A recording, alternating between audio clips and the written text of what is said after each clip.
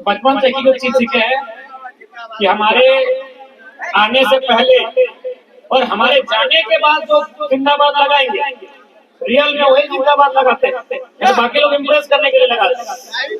हम एक ही चीज जानते हैं कि हम आए नहीं और जो लोग जिंदाबाद लगा रहे हैं, रियल में भाई जिंदाबाद कर रहे हैं। जब हम चले जाएंगे और उसके बाद वहाँ कोई जिंदाबाद का नारा लगाएंगे, सही में जिंदाबाद लगा रहा है। लेकिन जब तक हम खड़े रहेंगे और अगर कोई नारा लगा रहा तो हमको इम्प्रेस किया जा रहा है, हमको पटाने का प्रयास होता है। तो समझिए हम लोग थोड़ा सा दूसरा माइंड कर लेता है, आप लोग जानते हैं। इसीलिए हिया की काकू लग में नारा हम गेल बात लगाइयो कितना हमर भक्त लगे चाहे ना लगे, भक्त किसी का नहीं। अगर हम भी कोई काम ऐसा करें आप हमसे सवाल करें, इसलिए हिया कोई नारा मत लगाओ।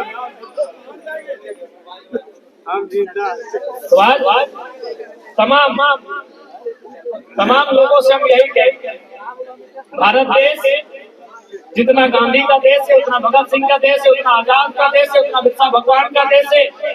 तो जब जब हौसला टूटे, जब जब लगे कि हमारे पास उनके पास हथियारे हैं, उनके पास बंदूकें हैं, उनके पास प्रशासन है, उनके पास पूरा सिस्टम है, तब तब आप गांधी को याद रखिएगा कि एक अर्धनग्न फकीर गांधी ने एक लाठी के जोर पर ब्रिटिश हुकूमत का मुकाबला किया था। इस बात को याद रखिएगा।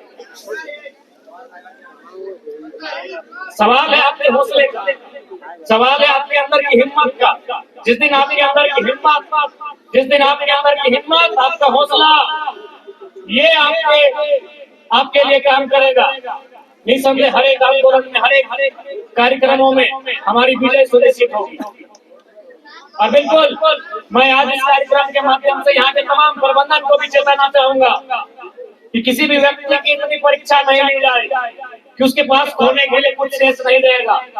मैं तमाम जितने भी कंपनी और फैक्ट्री यहाँ आसपास में संचालित होती है, हो रही है, मैं उनके तमाम मैनेजमेंट से, उनके तमाम ऑनर से स्पष्ट कहना चाहूंगा, उनको स्पष्ट हिदायत देना चाहूंगा कि बेशक आज आपके पास पैसे हैं, उन पैसों के जोर पर आप राज्य सरकार को कई विधायकों और सांसदों को चुनाव में चंदा देने का काम करते हैं, जिससे वो चुनाव जीत कर आते हैं और आपकी बोली बोलते हैं। लेकिन इस बात को याद रखिएगा कि सब दिन एक जैसा नहीं होता।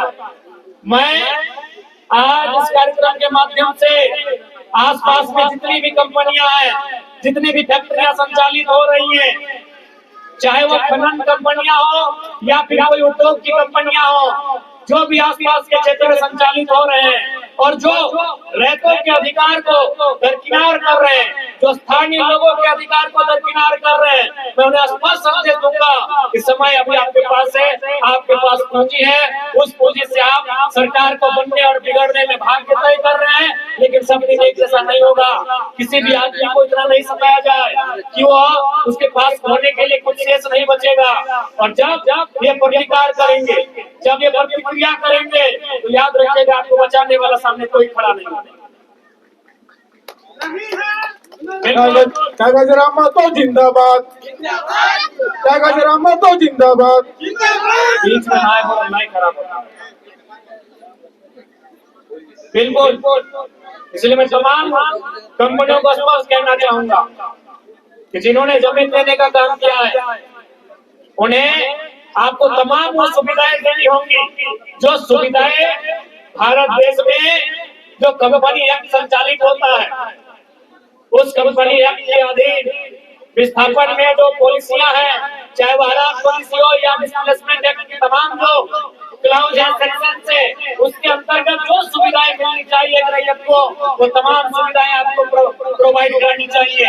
और नहीं तो यार महज एक कार्यक्रम है, आज महज एक जनसभा है, आने वाले दिन इस जनसभा को, इस कार्यक्रम को कार्यक्रम न होके एक बृहद आंदोलन में तब्दील करेंगे और उसकी जवाबदेही आपके ऊपर होगी। इस बात को सुनिश्चित कर लेंगे। आप तैयार है ना? अवैध मीटिंग, भाषण वाला मीटिंग ना हटाओ। अवैध अलीरामगढ़ के क्षेत्र में, इस क्षेत्र में कोई कार्यक्रम बताओ, तो कंपनी के खिलाफ प्रदर्शन के बताओ, प्रदूषण के खिलाफ जाके अगर स्थानीय व्यक्ति के रोजगार पे, स्थानीय व्यक्ति के अधिकार पे जाके आंदोलन बताए तो हम सब तैयार है ना? तैयारी पुरजोर है चाहिए।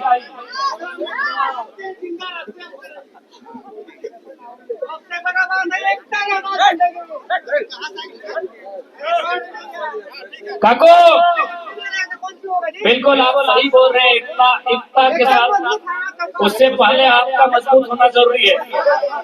आप मजबूत हैं,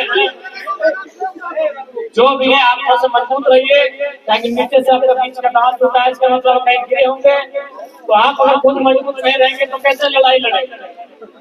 बाकी हमको जवाब आज जो सच्चाई है ये, आज हम कहीं चले जाए हम बार बार यही बात को कहते हैं कि विस्थापन की समस्या एक क्षेत्र की नहीं है, विस्थापन की समस्या पूरे राज्य की है, राज्य स्तरीय है।